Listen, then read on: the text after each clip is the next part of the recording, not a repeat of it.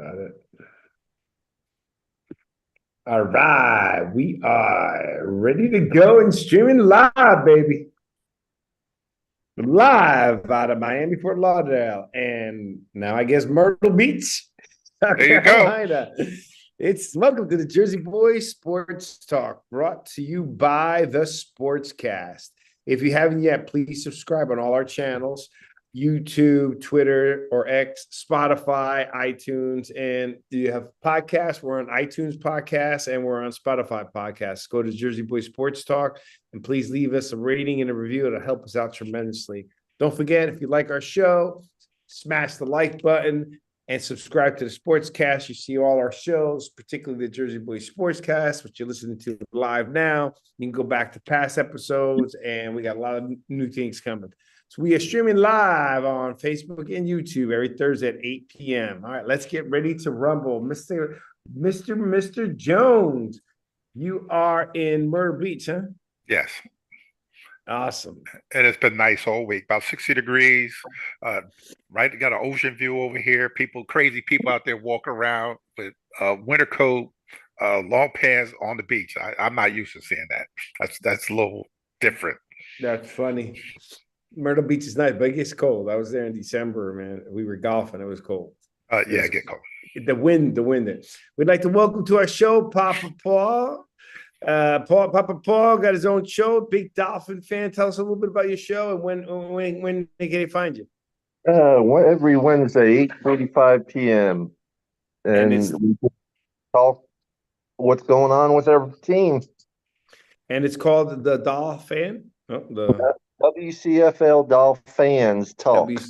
WCFL Dolphins Talk, and that link will be in the more below. Please click on the link, subscribe, listen to their show. They talk about a lot of different things. Big Dolphin fans, so if you're a Dolphin fan, join the community. They are loyal fans. They travel to pretty much every game. They have they only got their own squad out of the Dolphins. So welcome to the show, Papa Paul. Always a pleasure to have you. Thank you for having me, sir. For sure. All right, let's get it. I got a bunch of topics I want to go over. All right. Well, I was one of the 2 out of 6 people last week that picked Kansas City, I'm proud to say. And for 2 reasons. One, I was 0 for 3 every time I went against Patrick Mahomes. So there was no way I was going to go 0 for 4. And 2, I didn't think the 49ers were playing well. Like, they kept coming from behind. So it just didn't seem like that team with everyone there. That was the reason I picked. The first initial one was because of me going 0 for 3 against Patrick Mahomes. I was going to go 0 for 4, so it wasn't worth the risk. Mr. Byron Jones did pick the 49ers. Papa Paul, who was your pick? I really didn't pick anyone. I wanted the 49ers to win because I just wanted something different. And plus, my best friend, who was the best man at my wedding, that's his team. Okay, and Byron. So, all right, Byron. So, how's it? First of all, you enjoying the weather? You talking about there something different. Hold on, I want to write this down. I want to address that. Byron, so what did you think about the Super Bowl? Did you like it? Did you didn't like it? Tell me what you thought. The best thing about it was the food. I hated. I'm gonna just touch on the little things. I did not like the halftime thing at all with Usher. That was no good. Chase Young did come to play. He played a lot better, than he has been playing. Nick Bosa, played, well, but I can't say anything else about Brock Purdy anymore because he did, he showed up. But on like the offensive line, it seemed like Trent Williams got pushed around a little bit. Playing the game, and it looked weird, but you usually don't see him getting pushed down the ground, the way he did and whatever. And it was a couple throws, about 2 or 3 that Purdy missed that would have been touchdowns if it hadn't been for Chris Jones hitting them a couple times where the guy was wide open, like twice. Like I think one was Debo and one was Ayuk was wide open on a couple of those throws.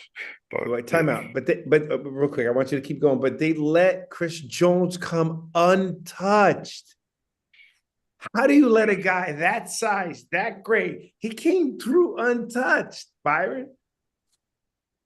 How can no one like look to see it's not like a Mike linebacker or a defensive back blitzing. He's a defensive lineman. Where's he going in coach?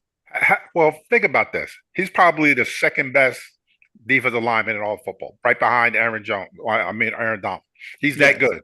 He's that good. So, yes, part of it is, him getting through is that the fact that he's that good to get through. So, no. Getting through and going through untouched, Byron, are two different things. Yes, it is, Byron. You know it is. Getting through is big. Nick Bosa, you or Chris Jones beating his guy, getting through quickly, getting to the quarterback. Going untouched means someone blew an assignment to let the second best lineman in all the NFL right through the line in the Super Bowl. That's crazy. I'm going to go with this conspiracy nuts. It was scripted that was going to happen. I'm going to throw that out there. All right, Papa Paul, what do you see? Okay, I'm going to go into certain things. But Papa Paul, I just want to ask you: do you feel that there's a difference between someone getting through untouched, someone getting untouched, and someone getting through on a defensive line? Someone getting through untouched. Someone definitely missed an assignment, as far as I'm concerned. It's not like it's something that happens all the time. Right. Byron, you're a lineman. Yes. Okay. Except for you were a DN, right? Chris I played inside too. Okay. But Chris Jones predominantly inside, right?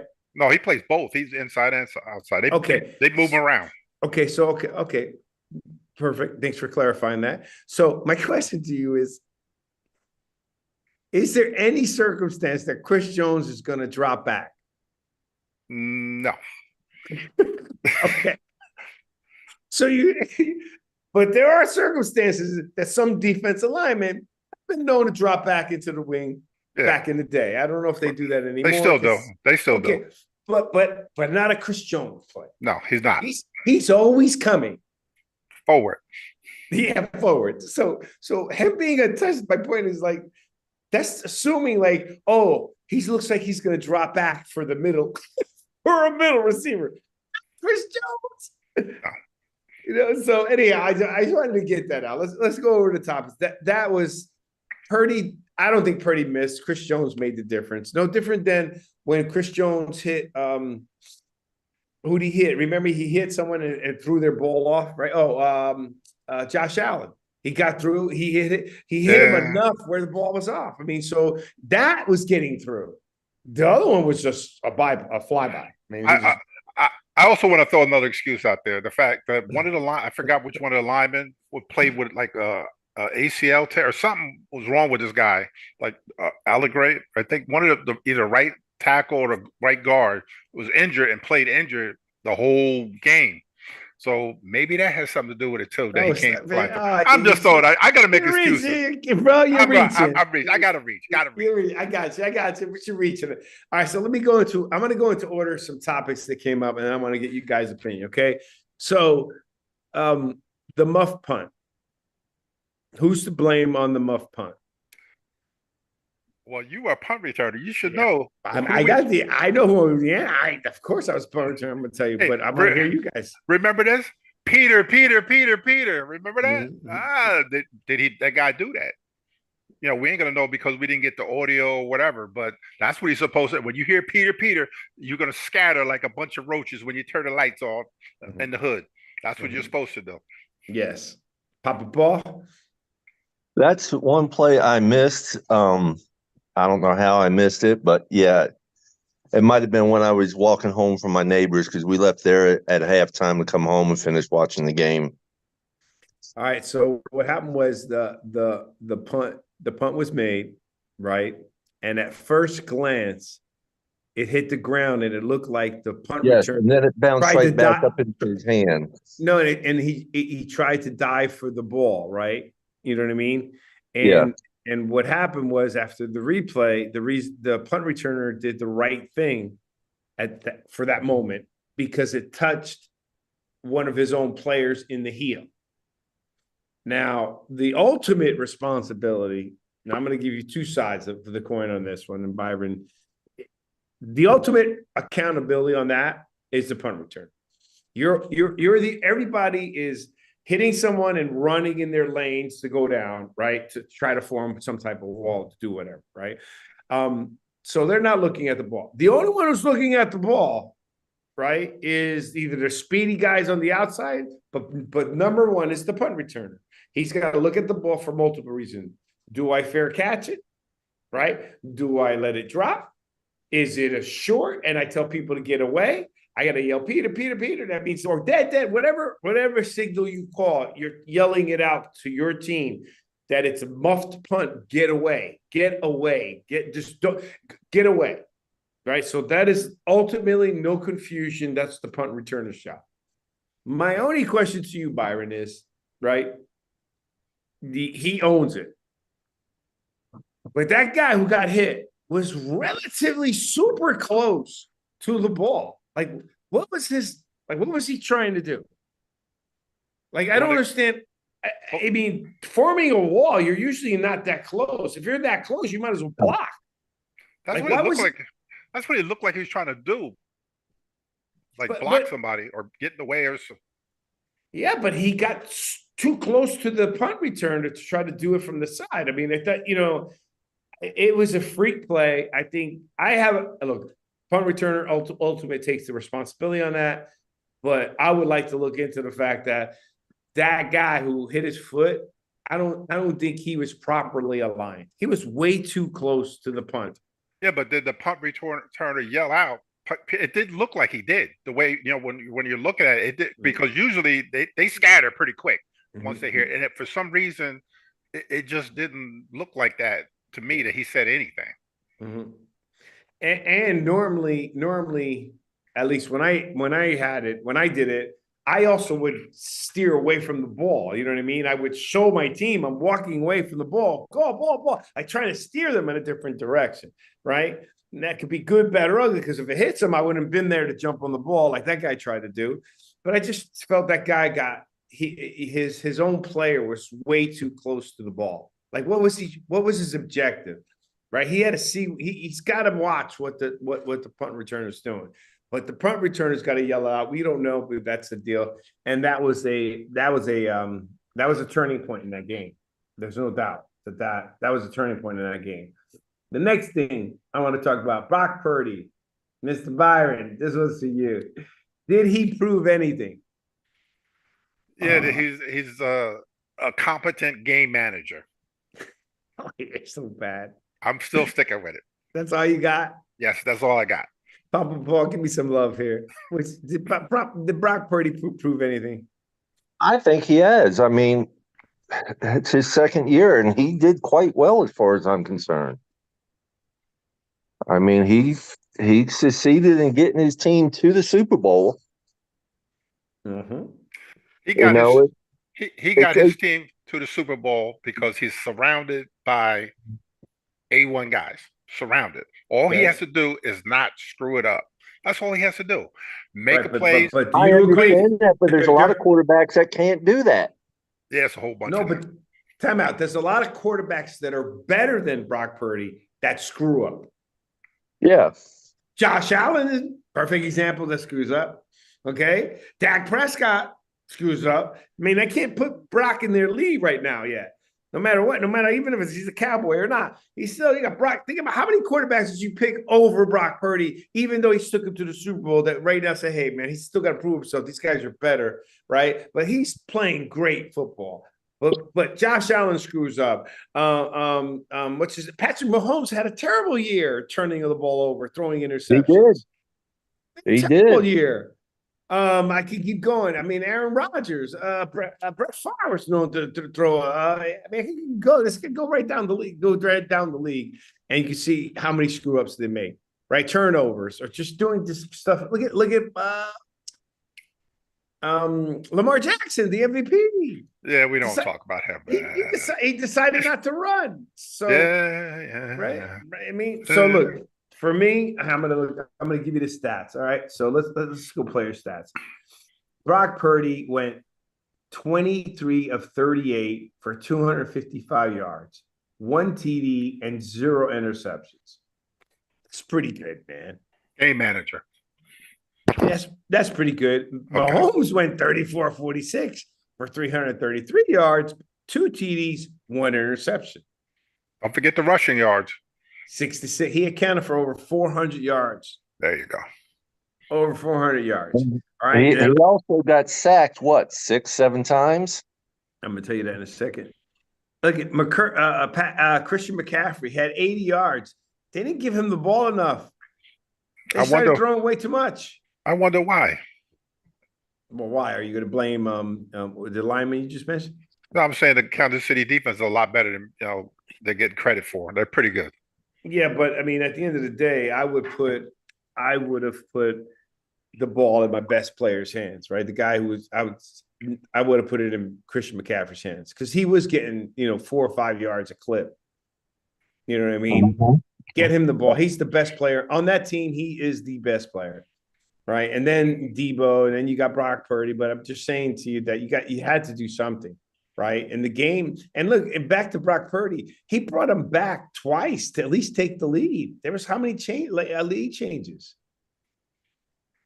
Yeah, I mean, at the same time, it's these coaches are getting away from the run so much when they really need to be sticking with the run. Yeah, as Papa Paul said, by the way, Patrick Mahomes got sacked 3 times. It would have been a bunch more if he didn't get out of there. Mm-hmm. He got sacked more than 3 times. But that's what they're showing here. Sacks a lot. Maybe maybe it looked like it, but he got rushed. Maybe sacked for loss. No, because I know he got sacked twice, or actually 3 times in one series. Yeah, I don't know, but I'm giving you what I have on the stats. I can't defend or deny. Just do it here. But I can tell you right now, 49ers had the ball for like 2 minutes more. Penalties weren't so bad. It was 40 and 55. I mean, this was the stats on this game shows it should have been a 3-point game, as opposed to in history where I've been going over stats that when I tell you the stats, but the game was lopsided, or I tell you the stats and the game was close, or I tell you the stats and the other team won and they shouldn't have. Like when the Chiefs beat the Bills had the ball for an entire quarter longer, right? Yeah. But, Purdy did his job. I mean, look at the score was 10-3, which I knew was a problem, right? And then Kansas City came out right off the bat, and with that muff punt and everything, they ended up scoring 10 points, which took the lead to 13. Right. So now it's 13-10, but then then it was 19-13. So they kept coming back. I mean, Purdy scored they scored 10, 9, and 3. The other team scored 3, 10, 6, and 6. So Purdy won 1, 2. No, it was 2 of 2 quarters. Yes, I think Purdy proved himself, and he's deserving of that contract. Well, they still have another year before they have to pay him. Oh, I thought he was coming up this year. Another year. No, this is only his 2nd year. That is so bad, man. You don't think they're gonna they won't renegotiate an agreement? There's a whole. Have you ever, if you ever get a chance, look at their salary with these guys. You got Trent Williams is $31 million, Nick Bosa's getting paid, Frank Warner's getting paid. You got Debo's getting paid. You got Ayuka's contract that he's going to be a free agent. That's not what I'm asking you. I'm saying to you, you're making a point for why they can't, because they're already capped. They already have a lot of money. But I'm saying to you, if this is his last year as a rookie contract, if that wasn't the situation, would they be able to renegotiate another contract? Yeah. But because there's always a way. Yeah, because it stinks for this poor kid. He's got one more year that if he doesn't get paid well, he gets a chance another year of getting injured, then he's done. Yeah, right? Yeah. That's not fair. I mean, he's done pretty good in his first two years as a starter. Yeah, but the reason why they're able to do the things they're doing is because he's on that contract. And once he gets that $40 or $50 million or whatever he's going to end up getting, then it's going to be a whole, all them guys they have now, they're not going to be able to afford all those guys. I understand, but I don't care about that. I think that kid deserves more than $1 million. Hey, that's the way the rules are set up, man. You said last week that in $1 million you can't pay for rent. Hey, it's expensive to live in Papa, San Francisco. Papa Paul, can you imagine making $1 million a year and not being able to pay rent? I didn't say not be able to pay it. I said that it's expensive to live It's in San very Francisco. expensive No, out you said in he has a hard California. time paying his rent. Is what you said. No, I didn't. Prove it. Well, Papa I Paul. know it's very expensive out in California. I know a friend of mine's son who was a doctor living out in California.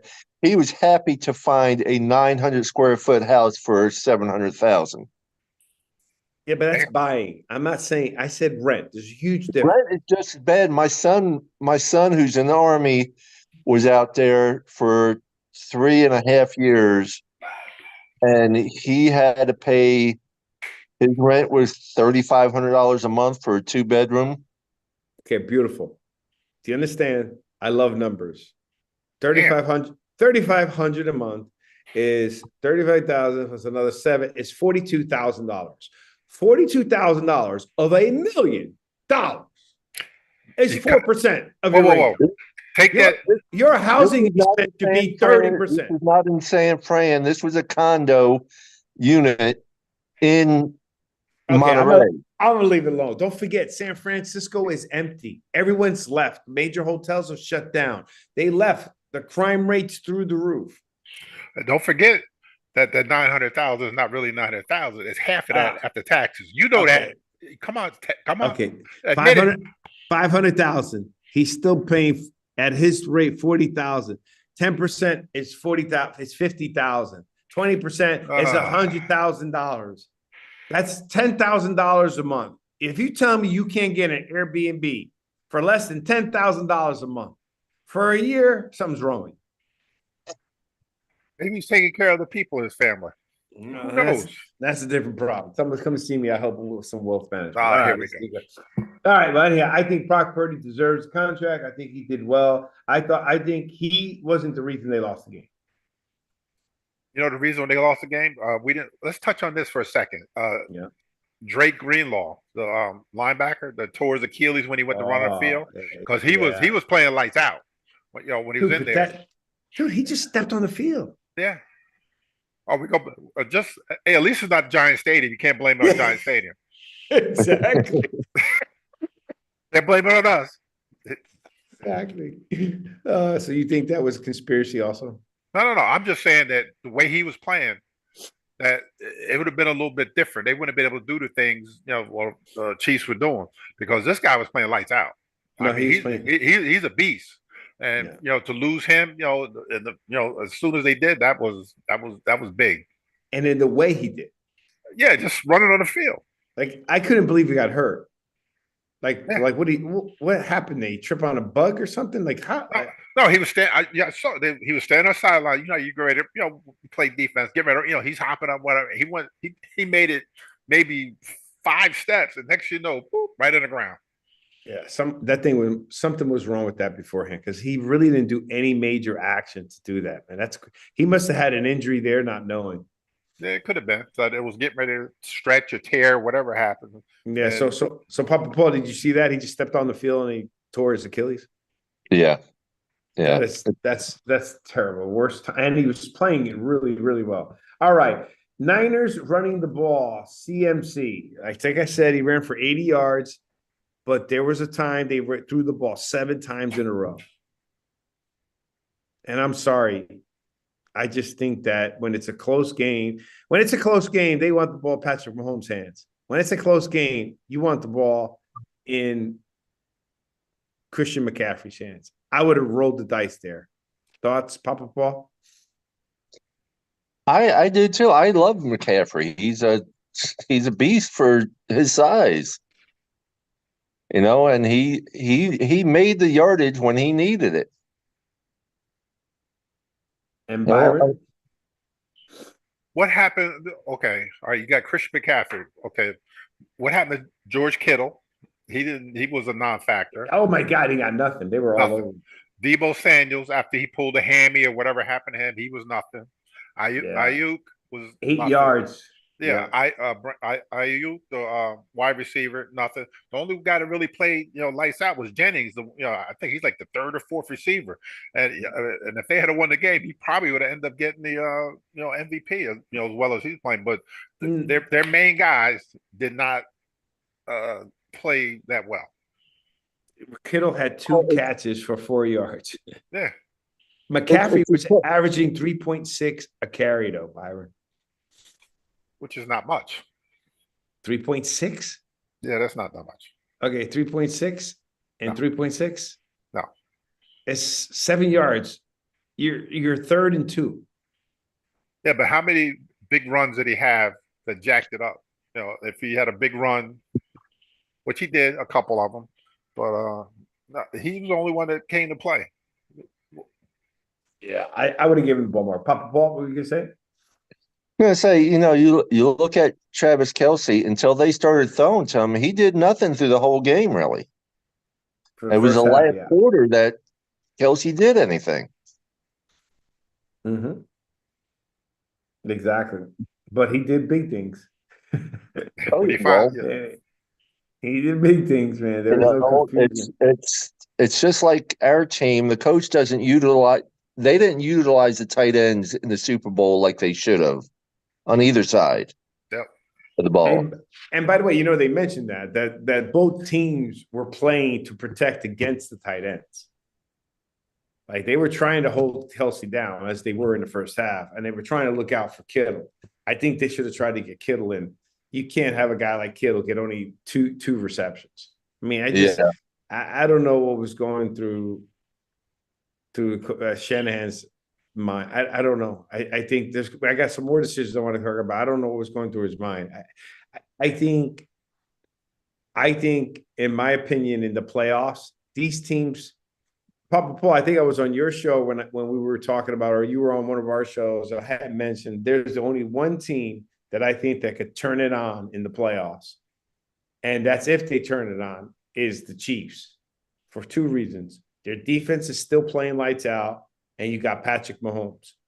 But he's got to minimize his turnover. He's got to minimize. This was his first turnover in the playoffs. That interception. Very first. Out of all the playoff games, all of them away, that was his first turnover. Right? Yep. And their defense, Spags is a genius. We'll get into that in a little bit. But I thought that, the Chiefs were the only one, if they could do it, because they were concerning, right? Because I don't think they would have won the games they won in the playoffs if they were playing like they were during the season and having turnovers. Fair statement, Byron? Yep. Papa Paul? I agree. I mean, yeah. I mean, it was the receivers. You notice, I told you, Kadarius Toney wasn't playing. Oh boy, he didn't play either. He probably wasn't even in the stadium. They probably left him back in Kansas City. The sad part, he gets a ring. Yeah.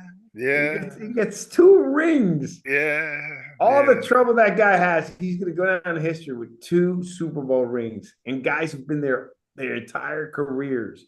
The Dan Marinos of the world, the Charles Barkley in basketball, don't have rings, and this guy who's a disaster has 2 Super Bowl championship rings. That is just terrible. All right, what did you think about Travis and Andy Reid when Travis, was yelling and almost knocked him down? That was a big thing. I got into it with this guy about the whole thing. I tried to say, I said, he was being passionate, at that time. He was, he wanted to be in there. I guess the guy had missed a block or whatever. He wanted to be in there, whatever happened. And he was just being passionate. That's all he was doing. It's not like he ran over there and bowled over top of the guy. He bumped into him, and that should have been it. He apologized to him later, but people were making a big, way more than really is. He was just being passionate. There's nothing wrong with being a passionate football player, and that's what he is. He loves it. He loves Reed. He's not gonna do anything to disrespect him. Was it a bad moment? Yes. But people can keep even talk about it. No, let it go. It's done. It's over. It happens all the time. Tom Brady smashed the tablet on the sideline. But Peyton Manning used to curse out his offensive linemen on the sideline. So, come on, let it go, man. Just let it go. Yeah, I agree. I mean, Kelsey is he just wants to play and he wants to do what he can for the team. I didn't see anything really wrong with what he did. And just like everything else, people always blow things out of proportion. Well, I agree with both of you. I think they're just making, it's national TV. People don't know the insights of stuff. It's perception. Andy Reid said he caught him by surprise. He's a big guy. Yeah. And number one. Number two, and Kelsey apologized to him because he didn't mean for the coach to be like wobbled all the way back. He wasn't trying to do it. He was just yelling at the coach, but passingly, like, don't take me out on those pieces, right? But he bumped into him. Andy Reid wasn't prepared. That's what made it look like he ran and bumped into him. Travis said, I wasn't doing that. Andy Reid says, I know he just caught me by surprise. That's why he moved me over so much. You know what I mean? But Kelsey's Kelsey. I mean, he's the firecracker of that team. You know what I mean? And Kelsey's quick to acknowledge coaches, the defense, Patrick Mahomes. He's never saying anything about me, right? He's never saying, give me the ball. He wants to be in there in a run play. You got to give a guy credit. It's not like he wants to be in there because I want you to throw me the ball. He wants to be on there because he feels when there's time in, I need to be there. That guy missed that block. I don't care. Don't take me out. Don't keep me in for that. So I think I'm on the same page. I'm on the same page with you guys. Also on the same page. The Super Bowl, the halftime wasn't that good. Yeah, it was pretty bad. Yeah, I mean, kind of fancy clothes and stuff. All right, Patrick Mahomes. This is his third double-digit comeback in the Super Bowl, the most in history. What do you think about that? He's come back through all three times. His wins were comebacks. What can you say? That's what he gets paid to do. Right now, he's the best in the game. At what he does. And it just they saw it when he came out of Texas Tech. They let him sit the year, and they saw something, in this guy. And yes, he's getting to that level where he can be talked about, as far as with the Tom Brady's, Michael Jordan, as far as like an elite athlete like that. But for him to do, what he's done, and before he's 28 years old. He's not even 30 years old yet. And he's not even hit, the prime. As long as they surround him with, weapons, as long as, hopefully Andy Reid is there, who knows what more can they do? Papa Ball? Yeah, I mean, it is what it is. He's a great athlete. He's doing what needs to be done. And he's got the it factor, really. He's the current GOAT. Yeah, I agree. First of all, he's come back from behind in regular seasons, but come back behind in 3 Super Bowls. And my wife was rooting for the 49ers because she likes the Brock Purdy story and all that. Hey, listen, I don't care. Whoever won. I picked Kansas City, and I gave you my reasons. But they would score, they would do something big. My wife was all excited because they were ahead.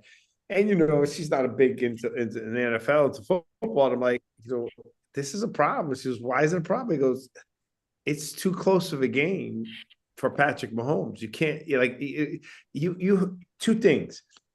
The 49ers at least didn't have to come back from behind. They had to come back afterwards, but they at least jumped out to a lead, right? Yeah. You can't let Patrick start off with a lead. So number one. But now when you start with a lead, that lead better be big enough to make it harder for him to come back from.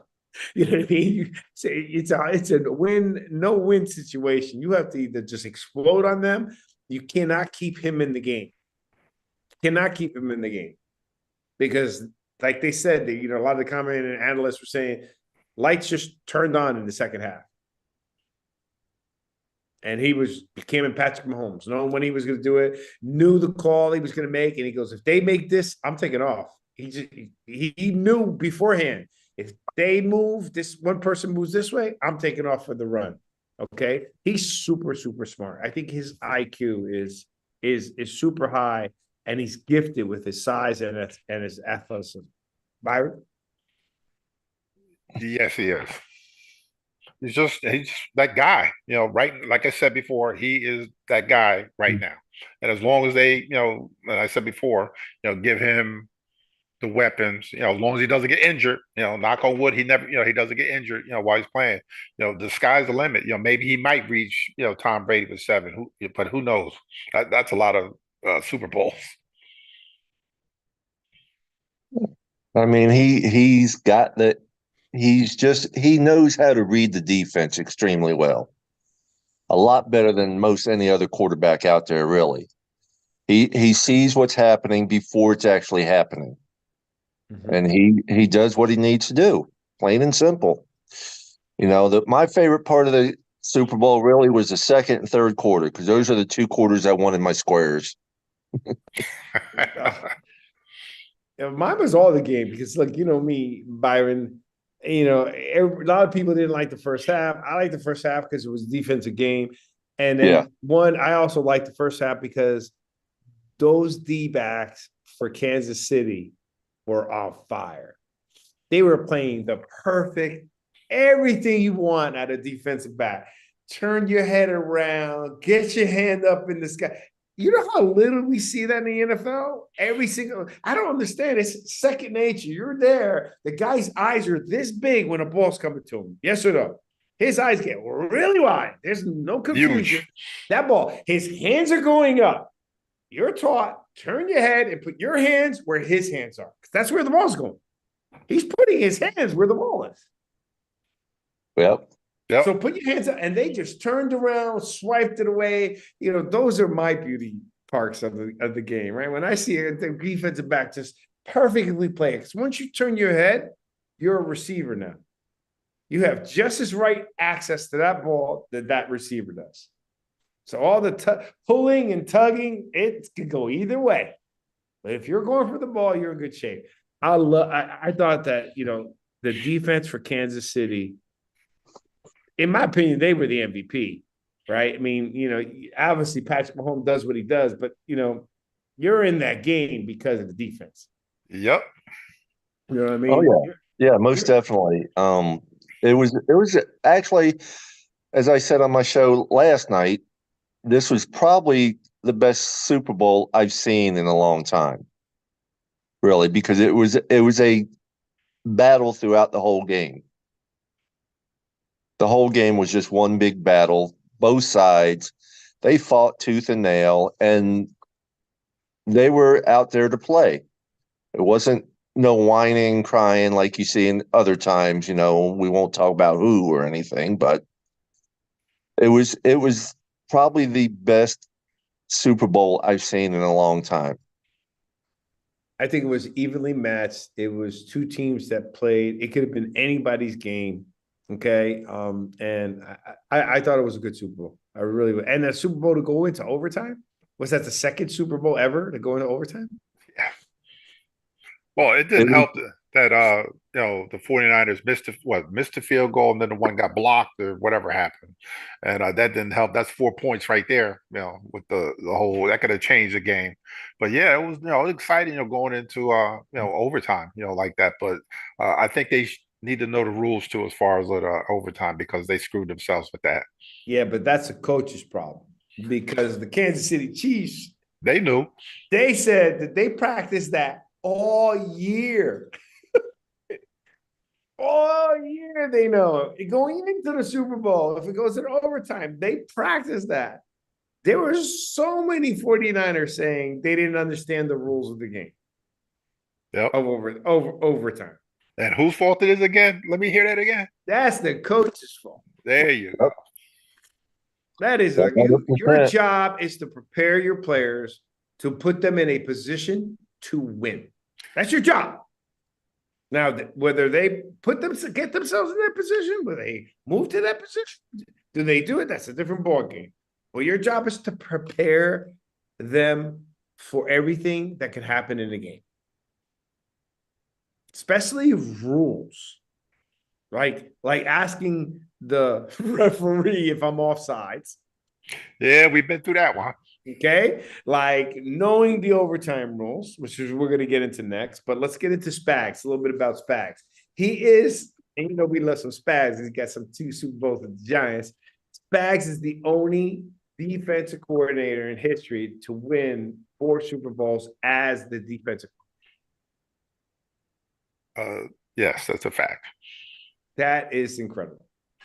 That goes to show you you could be that great as a defensive or offensive coordinator, but you doesn't mean it's going to make you a great head coach. Yeah, he found that out with the Rams. Woo, he was pretty bad. He was bad. He was He bad. was really bad. That And was bad. Wake Up was the same way. You know what I mean? His defenses were phenomenal, but when he became a head coach, it was terrible. Yeah, But let me tell you, but Spags was on fire. Spags adjusted. He changes things. I mean, he did. Think about it. I mean, he did a great job across the board. He even designed the play like, Chris Jones go through free. of course, that's his job. Scheme it up. Scheme it up. Papa Ball, what do you think about their defense and Spags? It says it all right there when you got 4 Super Bowl rings as a defensive coordinator. That just says everything. It's defenses that win a majority of the games, really. As much as I'm a defensive player, I want to argue both sides of that, right? Because well, you got to score points to win games, but you got to be able to stop the other team from scoring as well. Right. So the problem that I have today with defense wins championships and it's going to hurt me because I am a defensive player, right?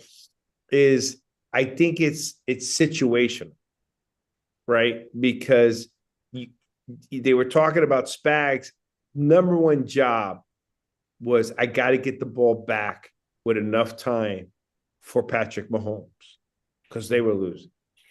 Yeah. Right. So you could argue it was the defense that won it because they did their job to get the ball back in Patrick Mahomes' hands. But the other side of the argument is now the offense has to do their job and put up the points to win.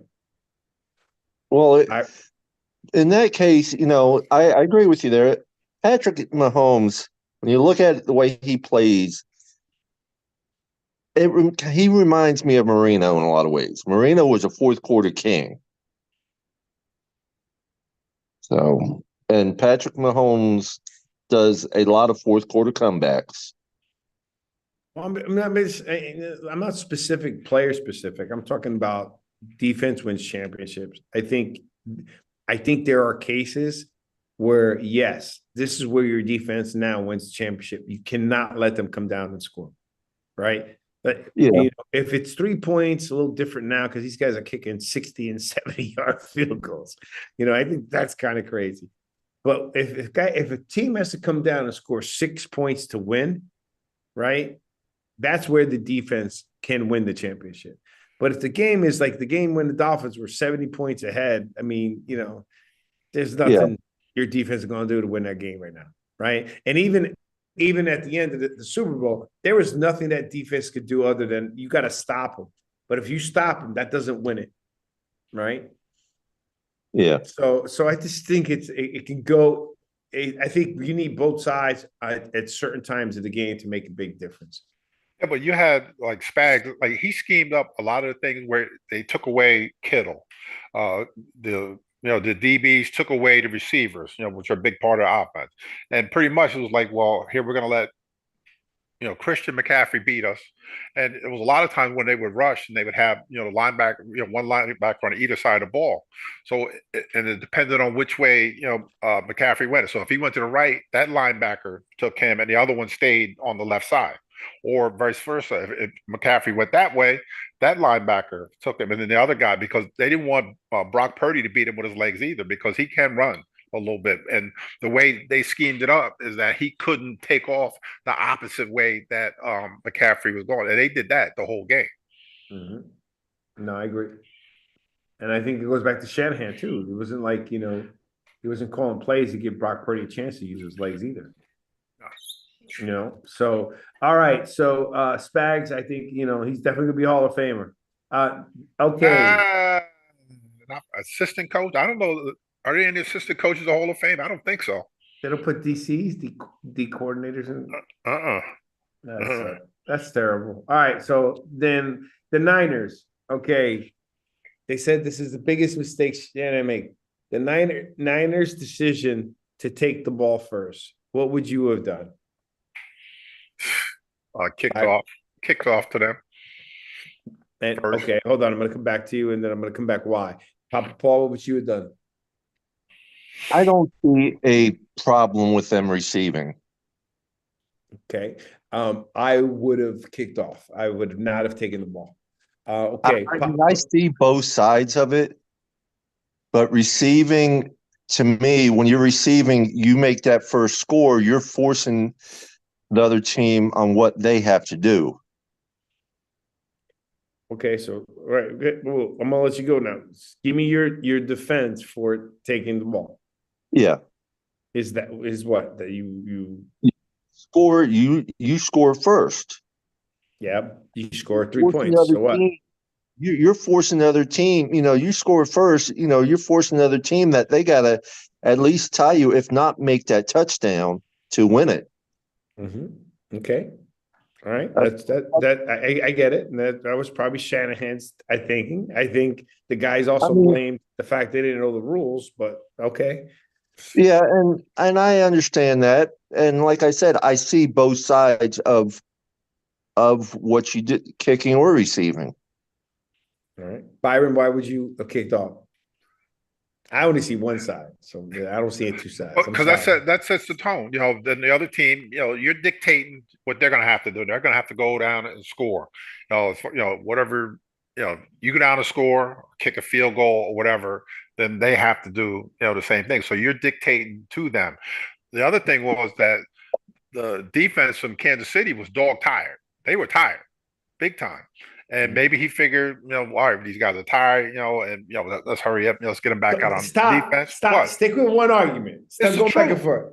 Just give me one side of the thing. You can tell me the other side. Let's go around. You said you would kick the ball off. Why? I just told you why. Because the Kansas City defense was tired, and he figured by getting them back out there again. No. You said that you would. You would kick off. You would have gave Kansas City the ball first. Right. Yes. Because they were dog tired, and you probably could have scored on them, a little bit quicker than what they did or something. But he didn't know the rules, so that kind of all backfired. Mm-hmm. Okay, my reasoning for kicking off the ball is both. It was a defensive match pretty much the whole game. It wasn't like the offenses were dominating. Patrick Mahomes was getting hot. They were having some big plays. He put up 400 yards, no doubt. I mean, it's hard to say that too. I feel funny even saying that. But think about the score. 25-22 was the final score? Yep. Yeah, 25-22, okay? That's not a big scoring game, number one. Number two, you have a really good defense. And then the next piece is the fact that I now, as an offense, know what I have to do. I either have to score 3 to tie it, or I can score 6 to win. And scoring 3 is easy, right? And that is easy it's easy to say than do it. But pretty much, if you got to score 3, they got the ability to score 3 and to kick it. And you have the ability to win. I would have kicked off the ball. With both sides of the defenses, I would have kicked off the ball. No matter who would have won the toss, because of the defense I had on both of those teams, I would have put my defense out there first. That's just me. To give my offense and my offensive coordinator the mental thought of, okay, how am I going to call this play? Do I call the plays because I'm down 3? Or do I call the plays because I'm down 7? That's a huge difference in scheme. That's my reason. Go ahead. You want to go the opposite side now? I'm good. I'm good now. Yours is just because they were tired, as it. They were. Did you look at them? They were dog tired. I mean, because like when the Patriots, it didn't work. But I'm just saying when the Patriots and the Falcons played, what they do? Patriots ran the ball. Some guys are they were dragging, and the same thing could have happened, with the other day where these guys are that tired. Maybe that was his thing because he was the offensive coordinator in Atlanta when all this happened. Yeah, he was offensive coordinator wherever he was, Atlanta, when this all happened. And So he barely ran the ball in overtime. They were throwing the ball right off the bat. I wonder why. And that's So then what's the argument? They were tired. Because he's a knucklehead, man. That's all his fault. He should have just ran the ball, man. These guys are that tired, man. If your argument is the defense is tired, You run the ball. you run the ball. Your defense is not run the ball with what running backs you have. Debo, you can't even get. You're not getting Debo in the game. I would have ran Debo. Do something. It's the same thing McDaniels does. He stops running the ball when he should be running the ball. Yeah, I think that was, and they're calling it a big mistake on Shanahan's part. You know what I mean? But it is what it is. He has to take the responsibility. He gets the L, right? So I agree. I would not have taken the ball. Okay. And then I just wanted to, go into this game with it's funny. How did you feel, Byron? Because this is going to fall into what Papa Paul said earlier about he wanted the 49ers to win because he wanted something different. And that's funny because they got 6 championships, but okay. But it wasn't 6 in a row or anything like that. I understand, but I'm joking, but it's still right. So how did you feel? Like, I know how I felt, and I've always expressed the same feeling. But how do you feel when Andy Reid won his first Super Bowl? And I'm sorry, guys, I got allergies, and I'm like, I either catching a cold, something's going on. My wife made me drink whatever those little tablets before I came down. So what do you think? How did you feel when Andy Reid won his first Super Bowl with the Kansas City Chiefs? That was long deserved from him being in Philadelphia for 10 years and you're getting as close as he did in Philadelphia because he's a good guy, he really is. And the fact that he finally won with a KC, and I felt good for the guy because he did, he should have got one in Philly. He didn't. They'd have built a statue of all the crazy stuff they'd have done for him in Philadelphia. But and even around Philly, they still love the guy and don't say anything bad about him. But I felt great that he won his first one with KC. Papa Paul, I'm not sure if you had any feeling whether you were happy for him or not happy for him whether he won. I mean, it's for his first Super Bowl, for being around as long as he's been and all, it's great. I don't have any feelings towards it, but I think it's great. Okay. So I have feelings towards it because I guess more of Byron and I are from the NFC East, right? So we seen what he did with Philadelphia. We felt how they treated him was not right. Number one, he's a good guy. I also always liked Kansas City, like that team, except they always with Marty Schottenheimer let me down all the time, right? So when he won his first Super Bowl, I was super happy for him. When he won a Super Bowl second, I was super happy for him. When I seen Patrick Mahomes, super happy for him. And it's funny is the reason why I'm bringing this up is now, like you said, you wanted something different. Well, a lot of people, my wife wanted somebody to win other than the Chiefs. It's almost like winning makes you the villain. They're tired of it. Well, it's their team. I want my team in it as many years as I possibly can. I'm happy for him, at the same time, but as long as it wasn't the Patriots, I'm always happy. or the Dallas Cowboys. Well, it's like I could tell you a whole joke on that, but hell hasn't froze over yet. So exactly. So anyhow, I just thought it's just funny how people can love unless it's your team, that all the fans start disliking you because you keep winning. You know what I mean? And they were the villains, and they're like, and look, and everybody's coming back. Kelsey's coming back. I think Andy Reid's. I don't think they would be talking three-peat if they thought Andy Reid was going to retire. Well, Chris Jones might walk. He's a free agent. He said he wants to come back. What he says and what he gonna do is two different things. I agree, but he also appealed to the Hunt family. If you heard the way he said, he can appeal all he wants. It's a salary cap. Well, let's see what happens, man. Maybe Patrick Mahomes takes a pay cut. A pay cut? Why would he take a pay cut? That's true because he's not married to a billionaire woman. Oh, man, don't start that again. And he doesn't have, or he has to have a wife that's has $500 million. So he can't. But I'm just saying, you don't know what they can restructure whatever they want. You know, Yeah. if Patrick wants that legacy, he knows he has to do something. He might. Who knows? You know what I mean? And listen to me. Not for the life of me, I would have bet $1,000, $3,000, $5,000. I don't know if I go any more than that. That Aaron Jones would never take a pay cut going to the Jets.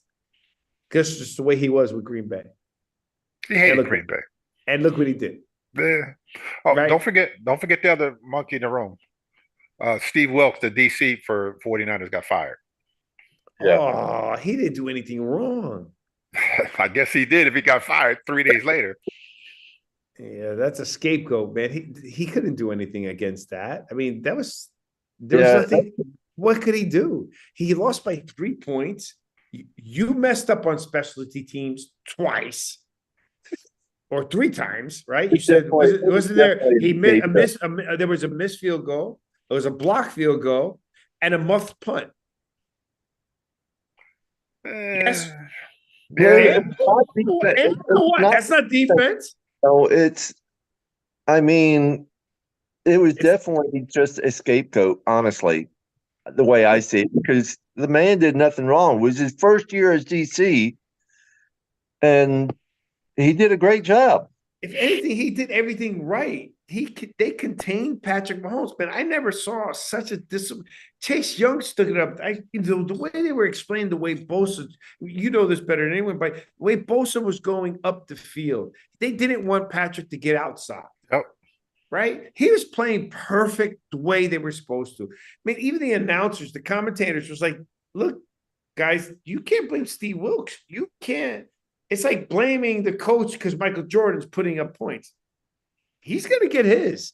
You know, Patrick Mahomes took over that game, and I don't think Steve Wilkes did anything wrong.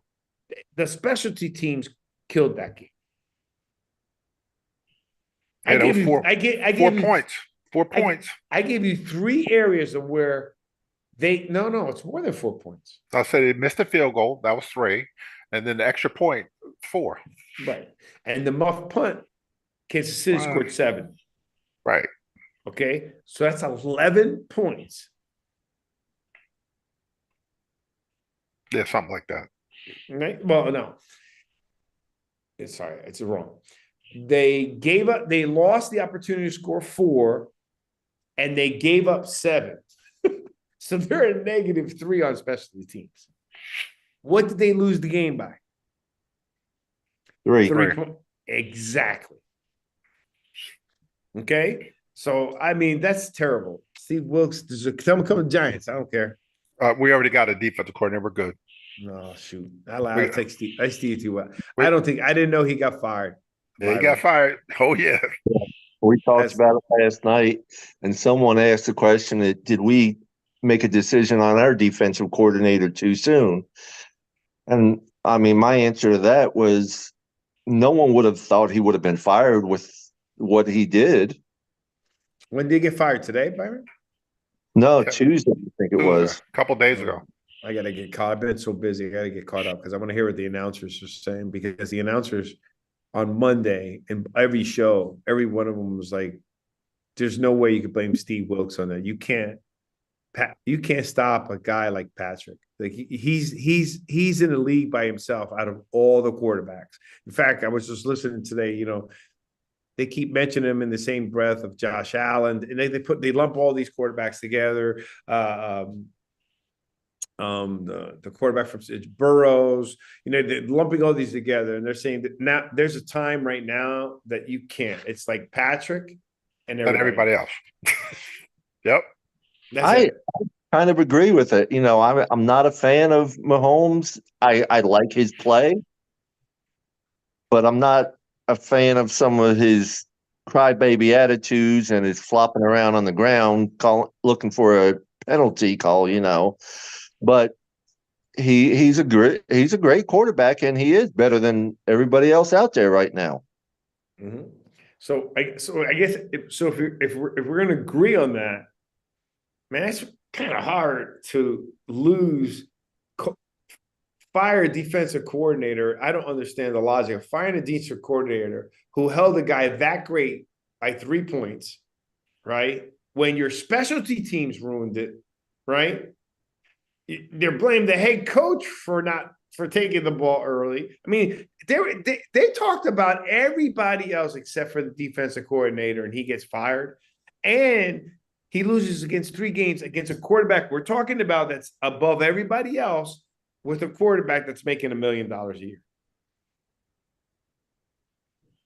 Yeah. You know, I just think he got the bad end of it. He's got a terrible agent, and I'm just I hope that guy gets. I hope he gets a job and he sticks it right back to them. That's what I hope. A little late now. All the jobs are filled, so he might be like a consultant or senior something. But yeah, all the jobs are filled now. So that's just terrible. It is, and you're talking about the special teams coach, which was on them.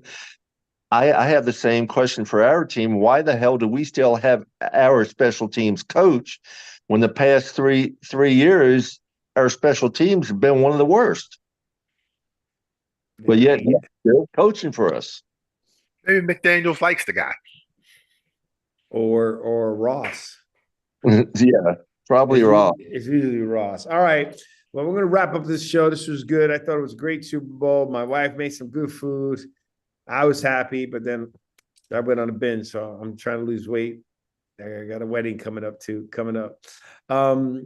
All right. So Papa Paul, can you tell us again about your show, when they can see it, the name of the show, when is it on?